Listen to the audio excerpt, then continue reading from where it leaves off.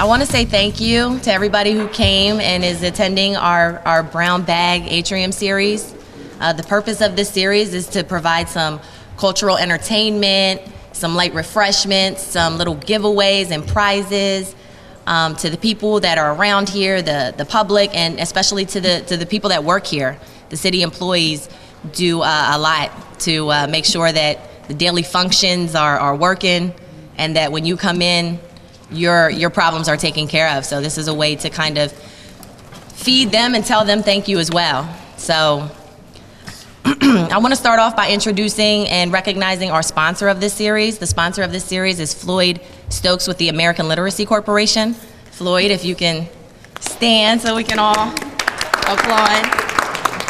Floyd has been working tirelessly to make sure that our youth and our young kids have access to books, reading. He does a program with 100 Men Reading where he puts men into the school system, school districts to read to the kids. It's an awesome program. So if there are men that want to join and be involved, Floyd is the route to go. So we'll start off with this series. We have some youth poets that we're going to bring to the mic. And first, we have a young lady. Her name's Donacy Penn. She is a senior at Harrisburg High School. I went to an event thrown by another nonprofit organization, Barack, and I heard her speak, and I haven't forgotten her since. So she is fantastic, and I'm going to ask her to come up and to do a piece for us. Let's welcome Donacy.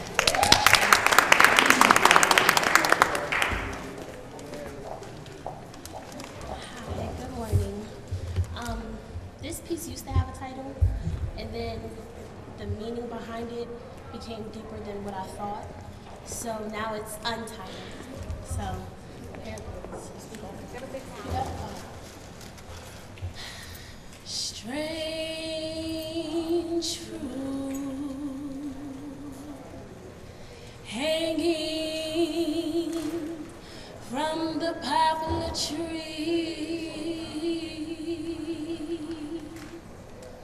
Light on the leaves,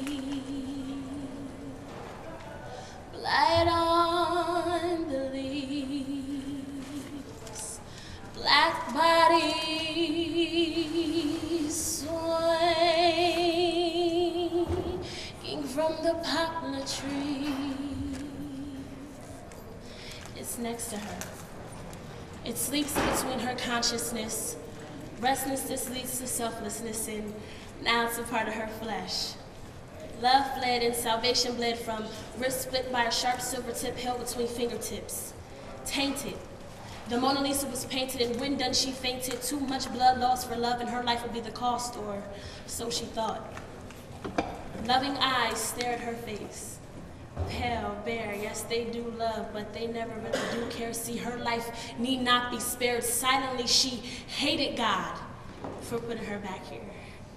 Now, her dress is sheer, heels high, makeup just right. She smells just like a woman should smell as she steps into hell and sits with Lucifer. Again, he holds something silver, but it's heavier this time. She knows she can end life if her aim is just right. She holds the piece tight. Fright seeps in as she thinks of the sound, but she can't put the gun down. She drops her jaw and puts it in her mouth.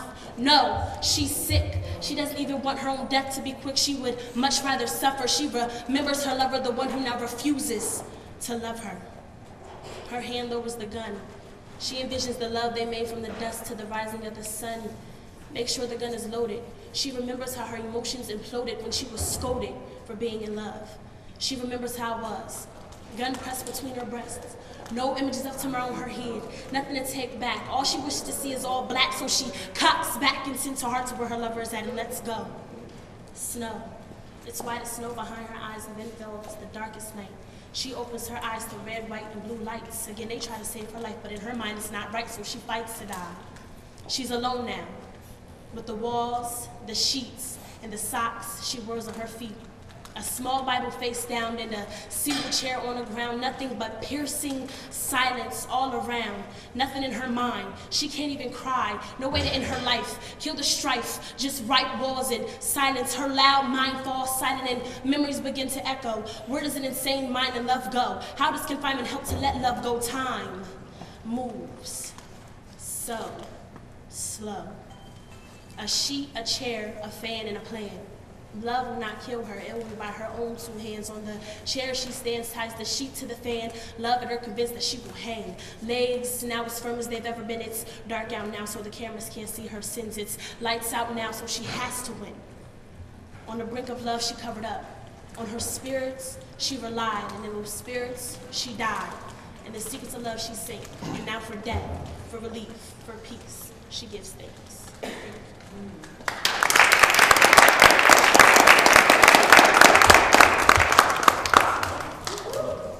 Thank you so much, Donacy. That was wonderful. I also want to mention as well that over here to my right, we have raffles. So if you've come and you did not get a raffle ticket, please do. We are doing a raffle for Dutch Wonderland, as well as we have some other little goodie surprise raffles that are in bags over there. So please grab a ticket and participate in the raffle. We'll be doing that after, a little bit later, I should say. Next, I want to bring your attention to the urban gardening. A lot of people say, what is that? I don't understand. What is urban gardening and why is it classified in that way? So we have someone here. Her name is Rafika Muhammad, and she is part of a nonprofit organization called Ngazi, and she's very into urban gardening, agriculture, markets, farming. She has been an advocate for growing your own for a long time. So we're gonna give her a moment to talk about urban gardening, how you can be creative with things that you have in your own house to have natural herbs and vegetables in your house. So, Rafika?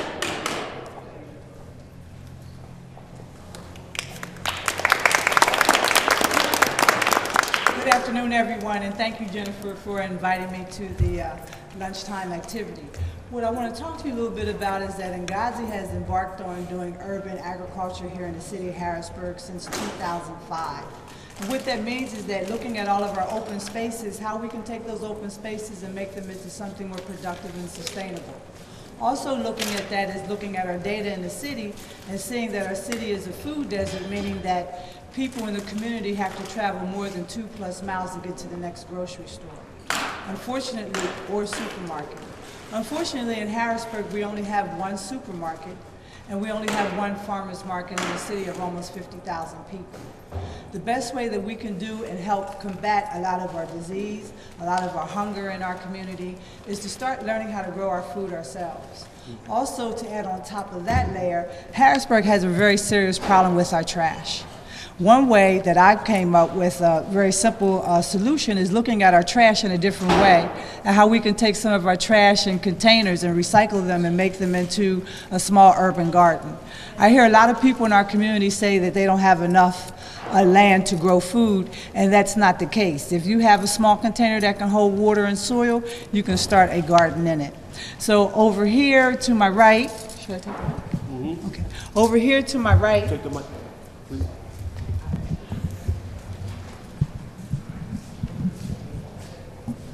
I have a couple containers over here.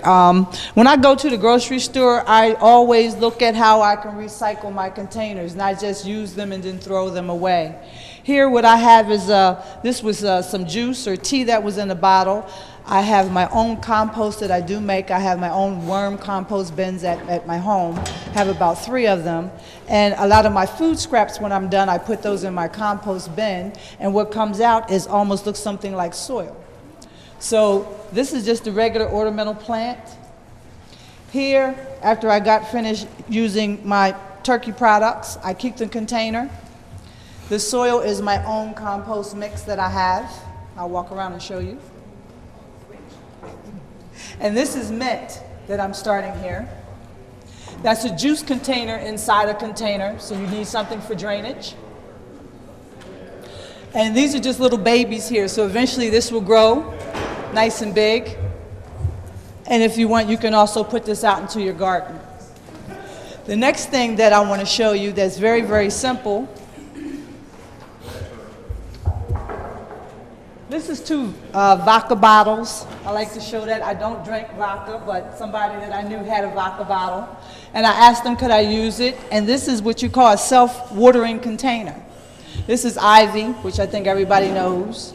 Some of your plants and flowers go excellent also with your vegetables. They deter bugs and other little pests that we don't want. The water in the bottom there, that's what we call self-watering. So once I water this and all the nutrients go down, it constantly feeds it back up into the plant. I do have some vegetables here that we're starting. I have corn. I eat a lot of mushrooms. So I take my leftover mushroom containers, become my holders. And we have corn that's starting here. Okay, and again, using my own compost. I cut holes in the bottom for drainage, and that's a corn stalk, and another one is getting ready to come up. Now this came up within a little less than a week. So you put it in a nice sunny area. It's a little too early to put our vegetables outside. I do get a chance to know my farmer, so I do know where my food is coming from, and engaging with them in conversation over the past couple days, they're encouraging me not to stick anything outside. And the last thing that I want to show y'all, we get rid of a lot of toilet paper rolls and towel rolls. This impacts our landfill. So what I've done here, I got all organic corn growing here, again with my own compost. And you just water it, and corn will come up. Now what I will do is take the whole toilet paper roll itself and plant it into the ground or into a bigger container. I'm using a lot of corn, and I'm also making a lot of sunflower, because we do a lot of Three Sister gardens in the community. And the type of vegetables that we grow, we want to grow what we consider high yield vegetables, meaning that when we harvest them, they'll come right back. And if you remember what I mentioned earlier, we have a crisis in our community. We have our children are going to school hungry. We have over 1,000 fast food stores that are feeding our community. Unfortunately, what we call death. It's not good, whole food, rich food, live food in those communities. So this is just one quick way to give you ideas on how you can rethink when you shop. Even you could take your clothes and turn them into a garden. On how you can keep things out the landfill a little bit, recycle it as much as you can, and how much you can reuse it. And it's very easy. That's a garden on that table. Very simple. Does anybody have any questions? Yes, sir. So the corn that's in there, do you replant them, or do they grow in there continuously? I would let them grow in there till they get a certain height, to about 4 or 5 inches. And after Mother's Day, we can now start incorporating things into the ground. We just want to make sure we had really crazy weather this year. So well, what I would replant after Father's Day, because we're always getting left out. Well, we could do that too. I'm just kidding. No, you continuously, seriously though, you continuously seed and reseed. That's always an ongoing process. So what we'll do is just slide those out and put it into the ground. Okay. Any more questions? Yes, ma'am. I'm sorry. Can you just repeat her question? You need to make the question. I'm sorry. Go ahead. So you can use your own backyard to grow all of this? Yes. One thing Could you repeat the question? she wanted to know, could you use your own backyard to grow all this? And the answer, I was telling her, yes. What I can tell you is that I would encourage everyone, if you're going to dig in our soil in our city, please do soil testing. I can tell you that our soils are not very good. They're very poor. A lot of the gardening I do or teach is containers like this or above ground. So I can come out and look at your yard and pretty much tell you what's there, use your resources which are already there. So that's the only thing that I would just caution you about. Can you add something to your backyard if you want to, grow something there?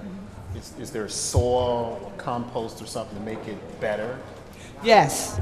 The first thing that what we do, and when I'm saying we, what our organization does, we have a training center that's called Let's Get Dirty Permaculture Training Center. And what we have done is that we have trained 16 individuals in international, permaculture, and it's learning how to do things like this amongst other things. You're basically teaching you how to be self-sufficient.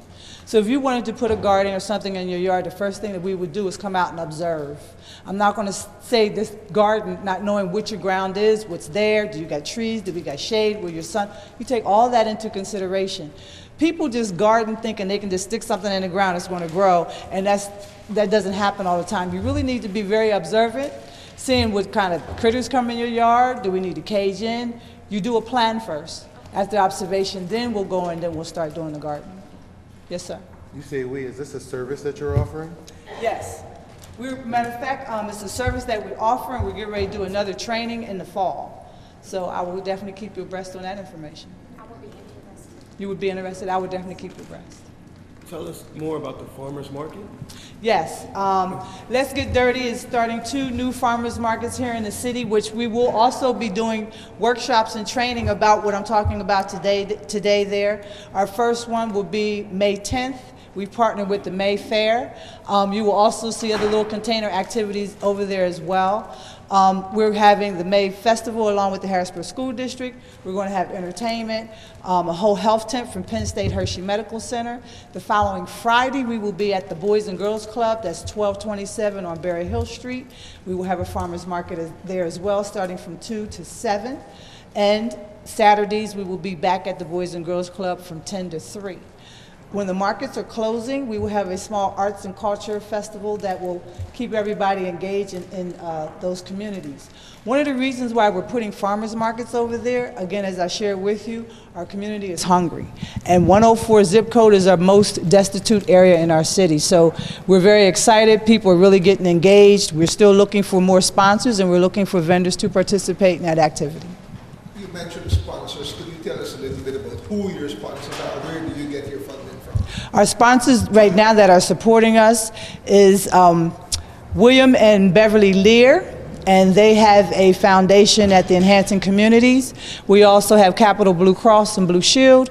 We also have Highmark Blue Shield. I know that their names are kind of close. And we also have some private individuals. Some of them request to remain anonymous. What about the county? I'm sorry? What about the county? We haven't applied to the county as far as the farmers markets, but we did apply to the county for the Let's Get Dirty training facility, which that facility we're looking to open that up in Reservoir Park where the greenhouse, the old greenhouse is. How does George Washington Carver work impact your work? It's the same work. What I'm finding out as we're going through the permaculture process, it's our process, meaning that cooking, canning, farming, a lot of our ancestors, grandmothers, great-grandmothers, well, let's go back to slavery, we did these things. Same types of activity, we call it reskilling now. It's just learning how to just to homestead and survive. They just have different names. What type of vendors are you looking for? We're looking for local farmers, not necessarily organic, but basically do natural processes or permaculture processes. We're also looking for food vendors. I'm encouraging everybody, one thing about when people open up farmers markets in municipalities, they must come to the municipality first for their licensing, seeing the health officer, and then they can also participate in the farmers market. What Ngazi has done is that we have gotten sponsorships to support 4 local farmers that can participate in our farmers market for the rest of the 24-week growing season that we're proposing. Could you tell us a little bit about your graduates? Are any of them managing or participating in community gardens? And if so, what do they do with the produce? With the permaculture that we went through? Yeah. Okay. Some of them are already consultants in other people's yards, like helping them develop gardens on a bigger level than what I'm talking about. When we talk about taking a tree and turning that into a garden, we call that a hugelture or bio-intensive farming, so some of them are doing that. There's workshops already taking place over in Camp Hill area. There's a home over there. I'm also working with a client on Green Street right past the Division, developing her yard into a permaculture yard. We're also looking over at the Boys and Girls Club, putting together a greenhouse out of recycled water bottles. We're also getting ready to do urban agriculture over in the Hall Banner area. So some of the students will come over and help us design those areas, put certain systems in place that they will be continuously functioning, which means sustainable themselves. And again, educating other people so they will know how to, just basically if they leave us, they know how to, survive. Don't you have a client or a graduate who has been able to get some land from the city and have a community garden on that land or something? Well, Ngazi is one of the clients that we have been partnering with the city as far as dealing with Jefferson and Schuylkill, and also dealing with the greenhouse up in Reservoir Park. We also are working with the Harrisburg School District, dealing with William Penn and revitalizing their old greenhouse as well. Thank you. Thank you. Anybody else have any questions? Thank you. This has been exciting. Yes, sir. Yes. Not so much a question, but a comment. Yes. A compliment. So thank you for everything you do in the community. And are you, for Rafika and for everybody, are you familiar with the book Seafolds? No, sir. Okay. So it's a plug for it. It's a wonderful book, and I would almost say it changed my life, but at the very least, it impacted my life greatly. Tiny little book. It's called Seafolds, and it's a story of an entire neighborhood that was revitalized by a community garden. So there was one young lady that just deemed light as a little section of a project, and she added something, and it domino effect to other members of the community, growing things, sharing things, and how people got talking. And it's all about what you're doing. Oh, I would definitely. It's a quick read, you put it now. I would definitely check into that. I will say Growing Power in Milwaukee is our major model that we've been looking at. And we just got approval from Mr. Signor Mans, who's Executive Director of the Harrisburg Housing Authority, to start urban gardens over in the Hall Manor community, training people, et cetera. So we're really excited about how this is rolling out. Thank you. Thank you.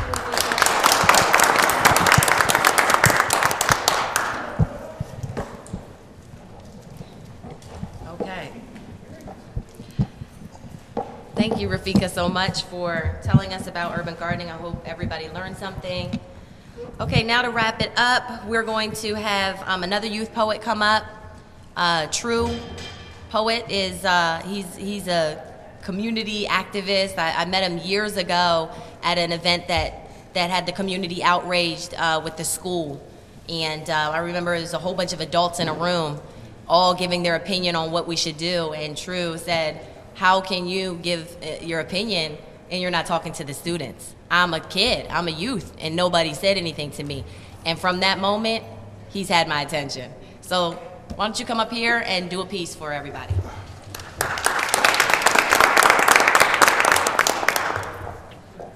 It's been a long transition from that. That was 2006 or 7, something like that, so a long transition. Now, just as an artist in itself, it's all about self-expression. And so when I come out, all I want to do is express myself to you guys and see how art can do that transformation of life. This particular piece is called Walls, and I'm sure some of you guys will be able to relate. Talk about walls. Walls. There's all these pretentious walls. They're bottling me in. See, my emotions can't sink through and I can't get to because of these walls I'm boxed in. Resonating, getting louder with the more compressed I get, but the walls are so soundproof, nobody gets to hear it. Walls, walls, and more walls. Brick by brick, each emotion is playing mortar, holding all of my fears around me. There's these social political trends that are holding me tight, and social norms and values that people value but don't hold any weight at all are all bricked up with inside of my walls. I just can't break free. It feels like eternity trapped in these walls. These I can't say to you what I feel about you because I don't know what you might do type walls. These trapping my soul type walls. See, I can see the blue skies over these gray walls, but I haven't felt the breeze in years. And I just can't seem to get out how I feel in here. Whether it be the heartbreak or the heartache, the people we know or the friendships, the wealth class or the social status. All these bricks within inside of our walls, all holding us tight within the confines of our own mind-type walls. Prisoners within our own souls with nowhere to go. I feel so boxed in, within, and yet I can't find the courage to say what I truly feel with mouth or with pen. And it's so frustrating. It's almost devastating. So I look at these walls and I punch these walls until blisters grow on my knuckles and my fingertips rub raw my grindstone, just grinding, just trying to get out of here. But all I can do is see the clouds floating by freely with nowhere to go.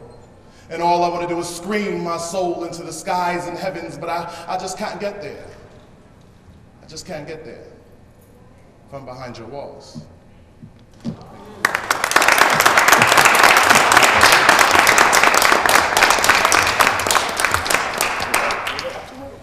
See what I'm talking about? Okay, so we're gonna wrap this program up. I'm gonna ask Donacy to come up and do one more piece, close us out. Again, thank you guys so much. When she's done, please feel free to, oh, I forgot about the raffle. So as soon as she's done, we're gonna do the raffle for Dutch Wonderland and the other prizes, and then we'll let you get on your way. Okay, Donacy?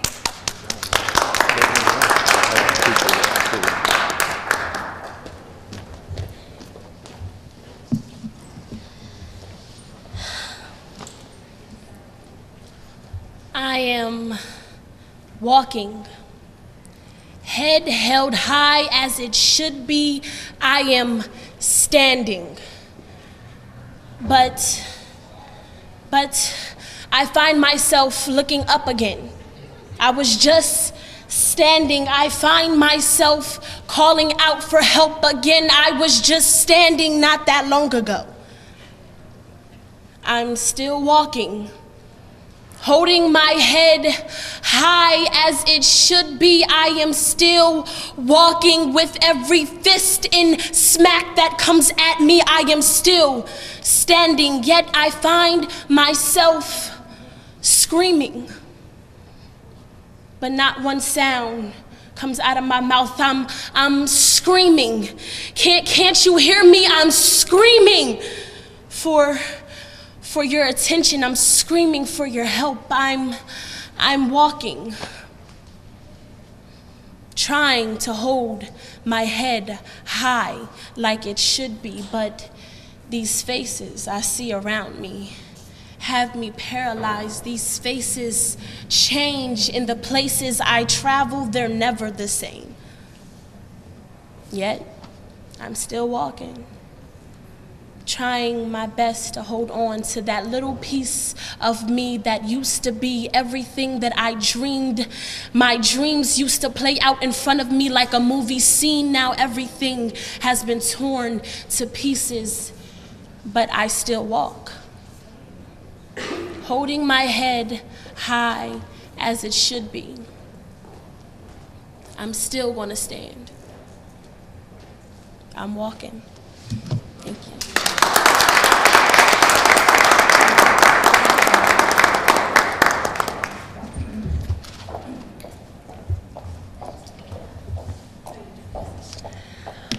All right, it is now time. We're going to do the raffle for the Dutch Wonderland tickets. So I'm going to ask our sponsor, Floyd, to come up and draw from the bag. Jamie, would you be able to go over there where the bags are to do whoever wins the ticket? Ticket number, last three, 311. Oh, yay! See, it pays to get here early. You'll go see the table. All right, great. Oh, no, Floyd, we got a couple other raffles. So, okay, so those were our four tickets for Dutch Wonderland. Oh, we got some more to stick in there? Okay. Anybody else getting in there? All right.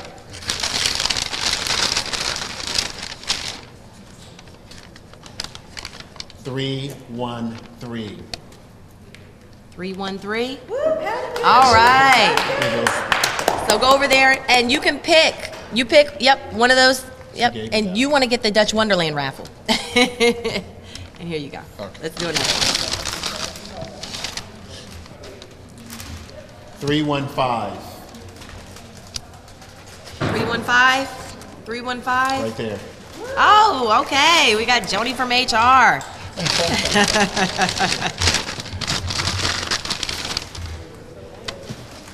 And 316.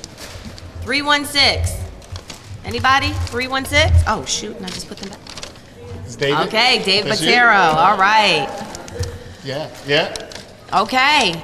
Well, guys, feel free to get some more snacks, get some more refreshments. There's children's books for you to grab for your family, for your children, nieces, nephews, any of the above. Thank you so much for attending the series. Have a good one.